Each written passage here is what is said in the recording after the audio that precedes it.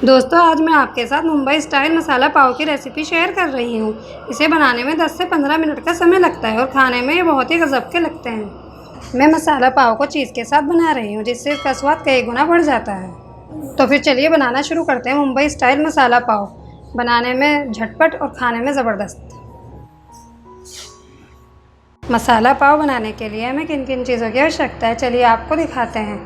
पाव 6, प्याज आधा कप बारीक चॉप कर लें, शिमला मिर्च 3 टेबल स्पून बारीक चॉप कर लें, गाजर 3 टेबल स्पून बारीक चॉप कर लें, नींबू 1, हरी मिर्च 1 बारीक कटी हुई, टमाटर 1 मीडियम साइज़ का बारीक चॉप कर लें, पाव भाजी मसाला 1 टेबल स्पून, नमक स्वाद अनुसार, लाल मिर्च पाउडर 1/4 टीस्पून, ज़ीरा पाउडर 1/4 टीस्पून, धनिया पाउडर आधा टीस्पून, चाट मसाला आधा टीस्पून, अदरक लहसुन का पेस्ट 1.5 टीस्पून। सबसे पहले हम पाव को बीच में से इस तरह से कट कर लेंगे,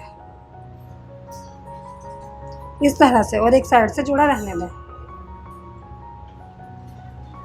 इसी तरह से हम बाकी के सभी पाव को कट कर लेंगे। पैन को गैस पर रखें और इसमें 1 टीस्पून बटर डाल लें। अब हम इसमें पाव को टोस्ट कर लेंगे।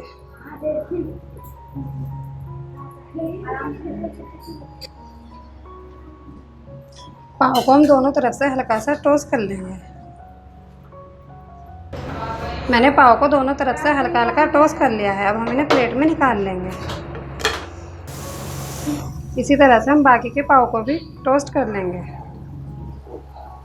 अब पैन में 1 टेबल स्पून बटर डाल लें।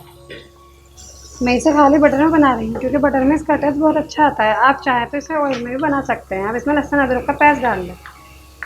लहसुन अदरक के पेस्ट को चलाते हुए हल्का सा भून लें ताकि इसका कच्चापन निकल जाए। मुझे अदरक लहसुन को भूनते हुए कुछ सेकंड हो गए हैं। अब हम इसमें प्याज डाल देंगे,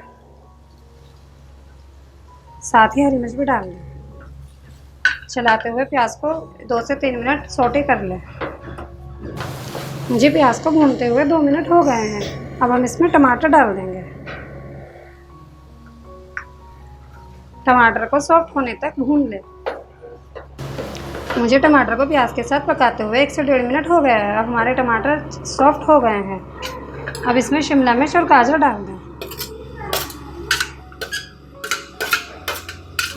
और इन्हें भी 2 मिनट तक चलाते हुए भून लें। मुझे शिमला मिर्च और गाजर डालकर पकाते हुए 2 मिनट हो गए हैं। अब हम इसमें पाव भाजी मसाला डाल देंगे, साथ ही सभी पाउडर मसाले डाल दें। मसालों को डालकर चलाते हुए हल्की आंच पर कुछ सेकंड भून लें ताकि हमारे मसाले पक जाए।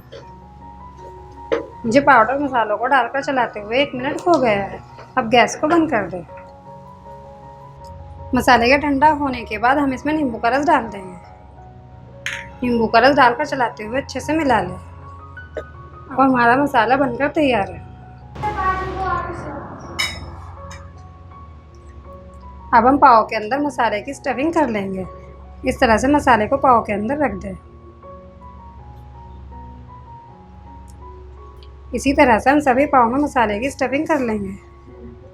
मसाला पाव को और ज़्यादा टेस्टी बनाने के लिए मैं इसमें चीज़ स्लाइस रख रही हूँ। ये ऑप्शनल है, आप चाहें तो ना रखें। इसी तरह से हम सभी मसाला पाव में चीज़ को रख देंगे।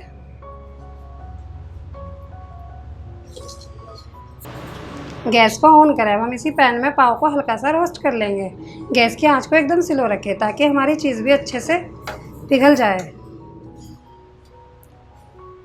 पैन में जो मसाला लग रहा है, पाव को इस तरह से करते हुए मसाले को पाव में लगा लें। अब इसमें हल्का सा बटर डाल दें। अब इसमें थोड़ा सा बटर डाल दें। ये देखिए, मैंने पाव को दोनों तरफ से अच्छे से टोस्ट कर लिया है और अब हमारी चीज़ भी पिघल गई है। अब हम इन्हें प्लेट में निकाल लेंगे। इसी तरह से हम बाकी के पाव को भी टोस्ट कर लेंगे।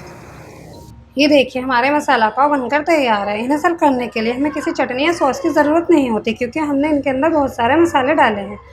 मैं इन्हें बारीक वाली सेव के साथ सर्व कर रही हूँ। हमारा मुंबई स्टाइल मसाला पाव बनकर तैयार है। अगर आप इसे इस तरह से चीज़ के साथ बनाएंगे तो ये खाने में बहुत ही गजब का लगेगा।